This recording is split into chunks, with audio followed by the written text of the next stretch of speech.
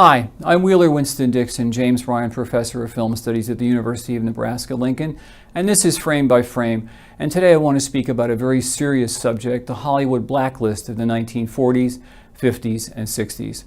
The Blacklist has its roots in the Great Depression, which was a result of the 1929 crash.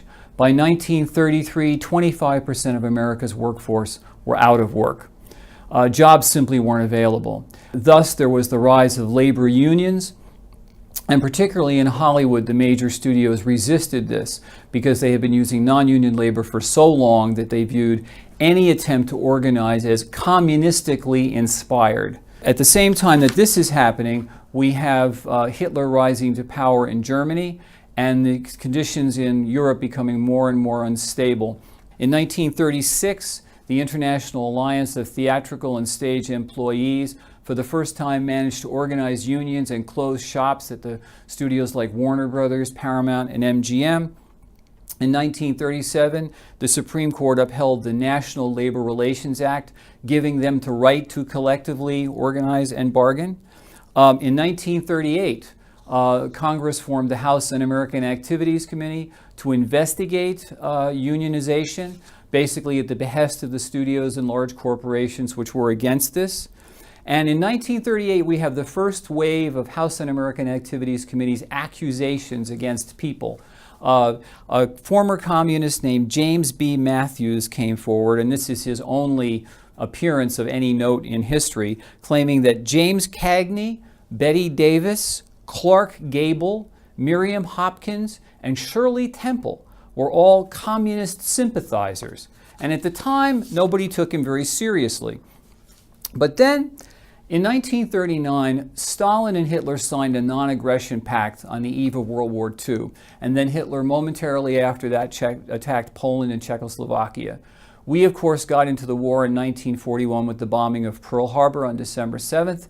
And at that time, the Soviet Union just more or less sat by between 1939 and 1941. It was only in 1941 that they came into the picture on the side of the Allies. And during World War II, the Soviets were our allies, but they were very uneasy ones.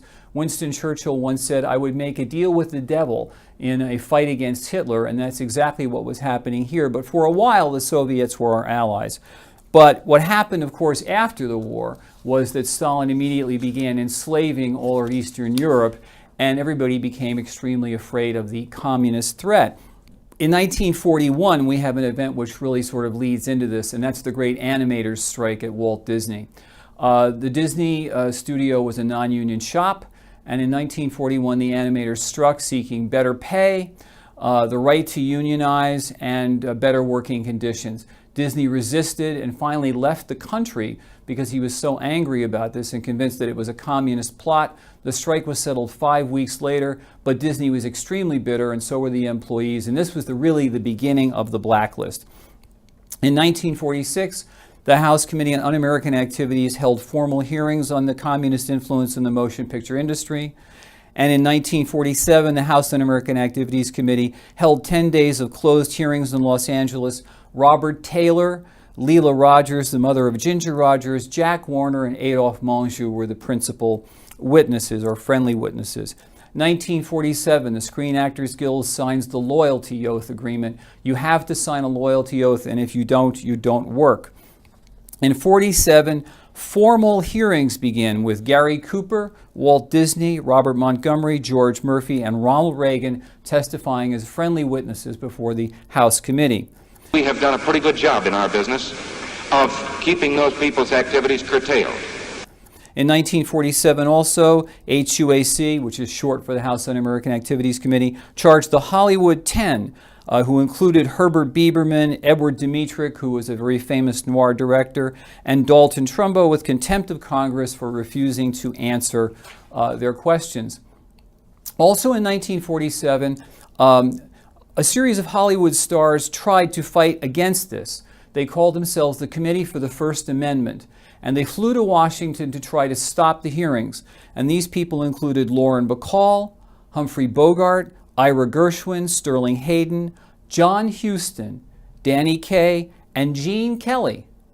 But soon they realized that the forces were just so overwhelming, there was nothing they could do to stop the HUAC. They folded their tents and went home. I'm going to read a list of some of the people whom the HUAC identified as communists.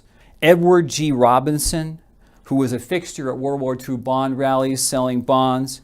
Charlie Chaplin, Katharine Hepburn, Danny Kaye, Gregory Peck, Frank Sinatra, Orson Welles, Leonard Bernstein, the composer and conductor, Will Geer, who wound up later on the Waltons playing Grandpa Walton, Lena Horne, the African-American singer, Langston Hughes, the writer, Joseph Losey, the director who fled to England, Harry Belafonte, Luis Buñuel, the brilliant Spanish director, and the list goes on and on.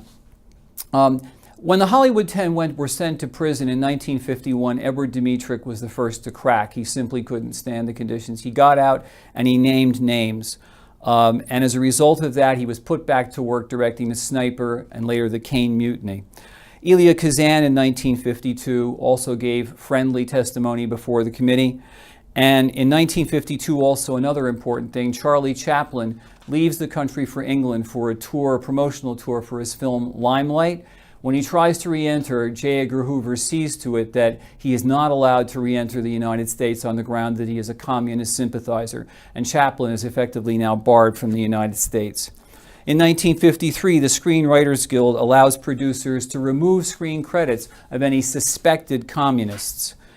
In 1957, the Academy of Motion Picture Arts and Sciences excludes anyone on the Hollywood Blacklist for consideration for an Oscar. In 1958, the Supreme Court of the United States rejects the argument that the Hollywood Blacklist violated employee rights. But in 1959, the tide finally starts to turn. The Academy of Motion Picture Arts and Sciences decides that screenwriters and actors on the blacklist will no longer be prohibited from consideration for the Oscars. In 1960, Dalton Trumbo does the screenplay for Otto Preminger's Exodus and becomes the first person who was blacklisted since the beginning of the blacklist to get a screen credit.